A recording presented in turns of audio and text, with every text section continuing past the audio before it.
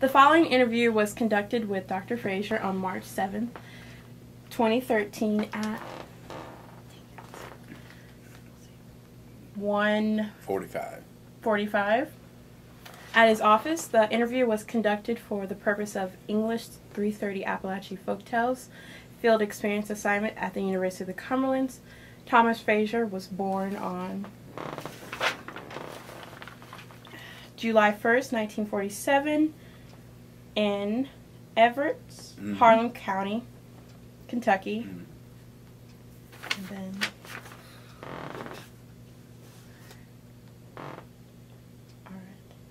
okay, so we're good now. Okay.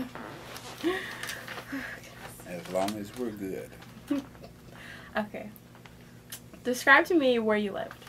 Where I lived? I lived at the other end of the Cumberland River in Harlan, and it was really one of the little tributaries of the it's called Clover Fork, and it's one of the three forks of the river that come together in Harlan, where the Cumberland River starts. So it's just a little trickle of a place, but it becomes the Cumberland River. Now it's a little trickle if it's not flooding, but and that I lived. Everett's was, when I was growing up, it might have been 1,400 people in it, maybe, and it was a coal community. It wasn't a coal camp. It was one of the few independent cities in Harlan that wasn't connected to a particular coal company, but coal was mined there because there was a coal mine and a tipple right in town. Okay, so I lived with my grandparents on the riverbank. It was a good place to grow up. To be a total little heathen if you wanted to, and had plenty of room to do it. Right. And I did. Okay. Did you have any siblings? No, I'm it. That's good. Well, what it was, my dad had gone into World War II, and then he came back and mined coal, and he and my mom got married, and I was born in July, and she died in August, so I was about 6 weeks old when my mom died. So my dad went back to the military and stayed for 25 or 30 years, and I lived with my grandmother and grandfather on the riverbank. Okay, that's why. That's why. Okay. Can you tell me about your dad being in the war? If you know anything about it? Well, he didn't talk about it too much. He was one of those people. Okay. But he was in World War II. He was actually in the Battle of the Bulge, Then he was in the Korean War. And then he spent 5 or 6 years in Vietnam. So he got all three of the biggies. And the best I remember, the French left Vietnam in the late 50s. They went out one side, and he was one of the first American advisors to go in the other side. So then he retired and just sat on the front porch and enjoyed himself. That's good. Describe life as a child. I didn't think it was anything outstanding. I played and stayed in trouble with my grandmother most of the time. And I did what boys did. We fished, and I worked in the garden, and I was basically a little heathen most of the time. I just went out of my way to be a pain in the bottom. But I wouldn't wanted. I truly would not wanted to have grown up any other place or any other way. I think I did well in high school. When I wasn't in detention hall, but academically I did pretty well. Well, you laugh if you want to. We had detention hall during lunch hour. In my freshman year, I got lunch once the whole year. And my grandmother said, "Well, why aren't you coming home for lunch?" I said, "Well, I have things to do at school." And she said, "Oh, yes." That lady didn't believe me. But, and I think... this freedom, and it expanded my imagination as much as anything. Right. So what kind of things do you do to get in trouble? None of your business. No, you know, well, a couple, three guys. You know, we had grown up together, and we just misbehaved. There's nothing great, you know. And teachers would call us down, and we'd go to the detention hall, and we were always into something, you know. Possibly, you know, in study hall. You know, in the library, I would sneak in a magnifying glass, and I could sit and set the tables on fire. You know, with the sun. You know, until the librarian said, "I wish you would quit that. Go find a book." You know, I hadn't paid that whole lot of attention. I mean, here was a whole room full of books, so I wandered around. And the first, not the first book I ever read, but the first one I found that influenced me was the poetry of Paul Laurence Dunbar, an African-American poet out of Dayton, Ohio. And I just loved that. You know, so I started reading more. I grew up reading and going to the movies. You know, I didn't have a television, which is the best thing in the world. But, and a lot of us read. I mean, we didn't have TVs, and we didn't miss them a whole heck of a lot.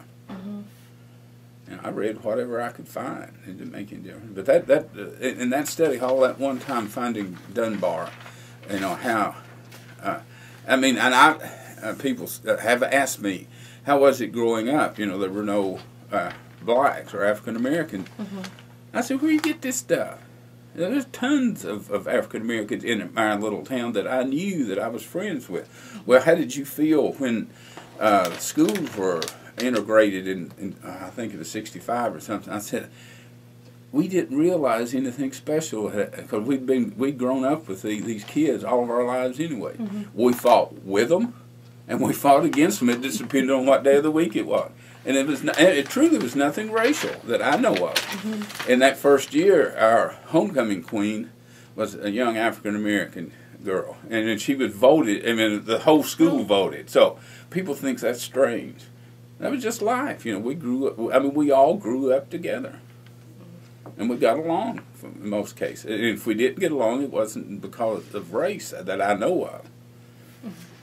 I didn't even appreciate the fact that there was a lot of racial problems in the United States until we got a TV. And I really didn't, because we just did. I didn't ever realize that. I just did not, and I don't. People said, well, that was dumb. And I said, well, it may be, but we got along. Okay. That's right. And got along well. And I still run into, when I go home, which is not often anymore, but I run into some of these guys that I grew up with. We just sit and talk about, you know, half the time, sometimes they were in trouble with me in the detention hall, too. So we were just, and basically, we were just friends. And I learned that, I think, growing up there. You know, everybody just seemed to be friends. And the old ladies, if you got in trouble, my grandmother knew about it before I got home. So I was in trouble.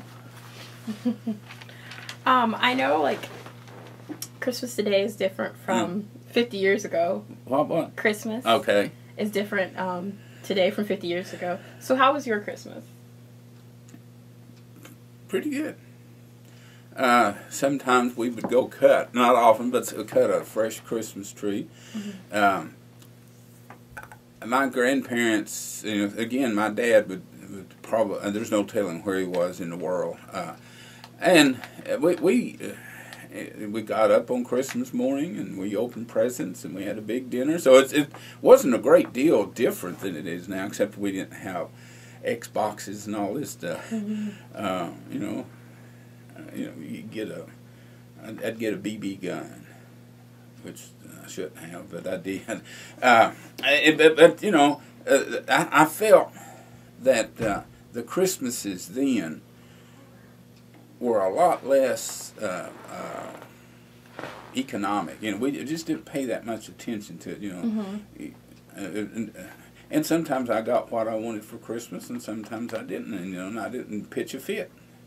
You know, it just wasn't so overly commercialized then. I don't think, as best I remember.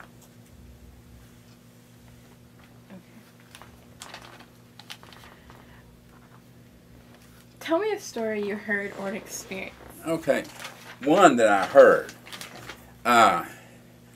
Everett is about 8 or 9 miles from Harlan, and Harlan is the county seat, you know.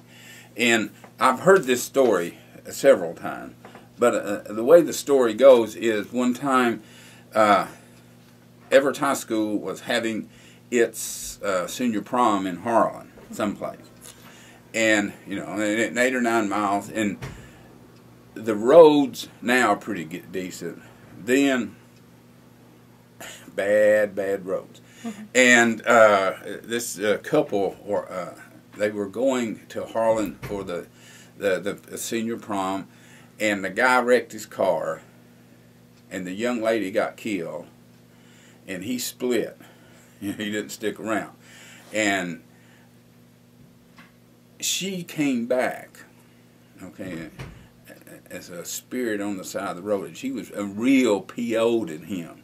And she was standing on the road waiting on him to go by again. And some people said that they had driven by there and they had slowed down, and she got in the car with him. When she found that they weren't her boyfriend, she just sort of disappeared. Now, I don't know whether it's true or not. I know when I drove that road, I drove real fast if it were dark. And if I saw this lady on the side of the road, I'm not slowing down. But several people said they had seen her, and they had talked to her, and that she'd gotten in their car.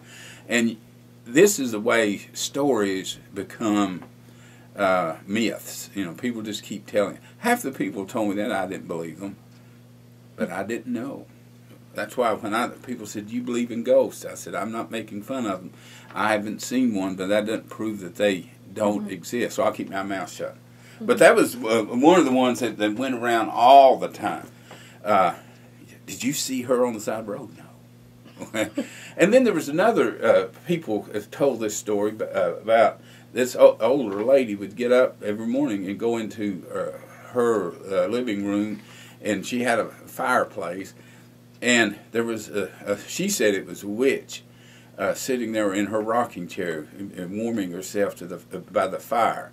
And this went on for 4 or 5 weeks, and finally she had the police come and come find out it wasn't a witch. It was another poor old lady, and who I would think right now was suffering from Alzheimer's. And she would just get out and walk, and she'd go into that house and just sit and get warm, you know. But the other lady knew she was a ghost or a witch. So there was, as they used to say, there were haints in them hills. And I think haints is H-A-I-N-T-S, which is a Appalachian version of haunts. Oh. Okay? And then a true story was, you know, if you look at Appalachian folklore, folk tales and stuff, you always find that, you know, there have been some hard, you know, things my grandfather was killed in a coal mine when the roof fell on him. Okay, but my dad was about 10 or 11, and you always hear those stories. But the ones that I really saw was the flood, and I think it was 1962, which was, good Lord, that was what, 40 years ago, 50 years ago, way long time ago. And it was one of those, the Cumberland River always flooded, and if you start at Harlan, you go through Pineville and Middlesboro and even Williamsburg, you see they built flood walls, you know, to keep this stuff out, because it used to be bad. And on one Saturday, we had a flood, and it was a good one. And remember, in the South, there are only 2 units of measurement, itty-bitty and big O. And that was a big old flood, okay? And it was so bad that in downtown Harlan, the river, which was right behind one of the theaters, got up, you know, 5 or 6 feet up on the screen of the movie. One of the car distributors, water got in there, and it washed the cars through the plate glass windows of the showroom. And Everett was cut off. I mean, you could not get out. The water, and they would have to, they brought water in National Guard trucks, you know, those big Army trucks that had the big exhaust pipes that went up, so it wouldn't get in the water. And we did pretty well for about a week. We got it cleaned up. And the next Saturday, I was out doing foolish things I wasn't supposed to, but I did anyway. And I noticed that the sky was, it was weird. It's sort of greenish, and that there was no wind, and it's just real calm. And I said, something's going to happen. And we had another flood that night a week later, and it was worse than the first. And some people just moved, and they said, forget it, I'm not cleaning this up, and they just moved away completely. So, that's one of the hardships, we had there. Were you inside the flood whenever it was happening? Well, we lived, believe it or not, we weren't on the riverbank anymore. We'd moved, my grandmother and I had moved into an apartment in town in Everett, and we sat and watched it. You could see the flood going down, and it washed mobile homes down. And one of the bad things, some of these mobile homes and other things would be washed, and they would get jammed in bridges down around Harlan that just create a dam, and that water just dam up. And we made it anyway.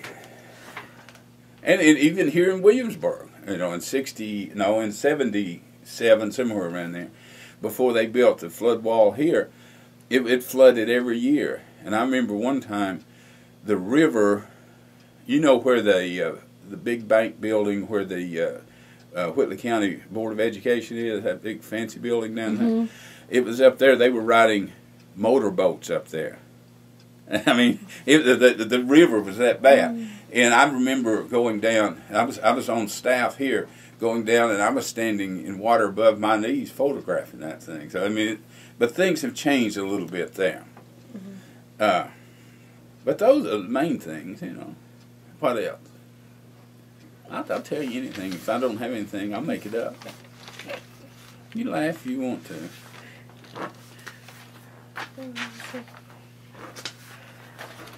Okay. I have heard of all the night wakes where families and friends would stay up with the dead. Do you recall any? Not my family. We really didn't. I know neighbors we'd go visit, and they would. They would bring the body in and, sit it on sawhorses or kitchen chairs and stay there. And people would stay up. And the reason this became tradition, again, this is what I've heard.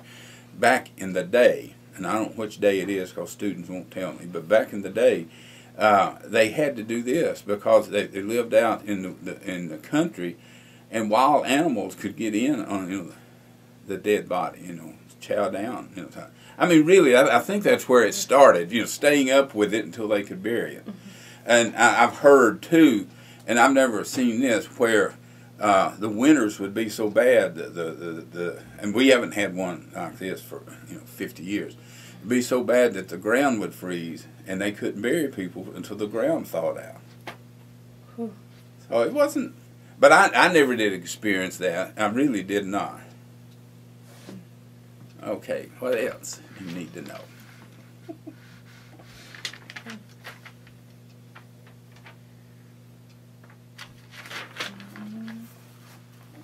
Okay. Did you ever serve in the military? Yes. I was in the Air Force going on 5 years. I went in, I graduated from Cumberland in, 69. I taught high school for 2 years. And woke up one Saturday morning and said, I'm tired of teaching high school. So by noon, I had joined the Air Force. And then I went in and resigned on Monday. They said, well, you can't do that. We have 5 days left. I said, I have 15 sick days, and I don't feel good. So by the time school was over, I was, had already put in about 2 weeks of basic training. So, yes, I did. Wow, that's cool. And I was stationed in various and sundry places, like in New Mexico and in Las Vegas. But the best one was at Clark Air Base in the Philippines. And my job mainly was keeping airplanes flying, bringing troops, particularly wounded troops, back from Vietnam and Thailand, making sure they got to come home. And one, and I don't remember this guy's name, he was considered the last POW held in North Vietnam, and he was a commercial civilian pilot. I think he flew for CIA. I'm not sure, but there was a big thing to make sure that he got home, and they had 3 different airplanes on 3 different runways, and if one broke down, they'd put him on the other. And I was one of the mechanics working on one of the airplanes, and the job was make sure that airplane does not break. And we were lucky. He got on the first one, and it didn't break. But that was, I think that might have been the high point. Mm-hmm. It really was something special. And I did too, working one time.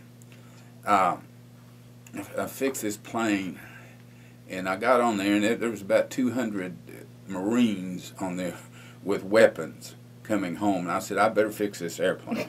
So I got on top of it and fixed it. And when I got off, they rewarded me by giving me 3 bushels of apples. Now, where you got apples in Vietnam and Philippines, I don't know. So here I sat on the flight line. When the line truck came to get me, they said, what are you doing with those apples? I don't know. So I used them to pay rent off base, 2 bushels of them.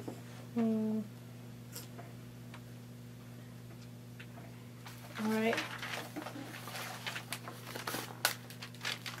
Okay, last question. Okay. Since you've been a teacher for how many years? Forever. I've been here. I think I've been on staff and faculty at Cumberland 37 years. Okay. And before that, I was in the military. I taught high school. But before I came here, I finished my master's in English at Eastern. And then while I've been here, I finished my doctorate in English at Middle Tennessee State. It took me about 3 or 4 summers. And the high point there was getting to go to University of Maine during the summer and use Stephen King's manuscripts doing my dissertation, see what he had actually written, and found out, this guy's sloppy. I mean, you could see where he typed it, But then that beat going to the library and just looking secondary sources. Okay. So would you like to spread some knowledge or say something to the audience? About what? Anything, kind of leave your mark. Leave my mark? Mark of Zorro. No.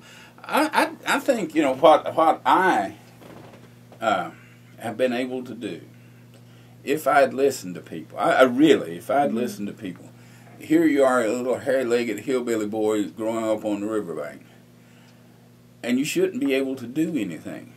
I mean, you just should not. And I'm sure, a lot of our students,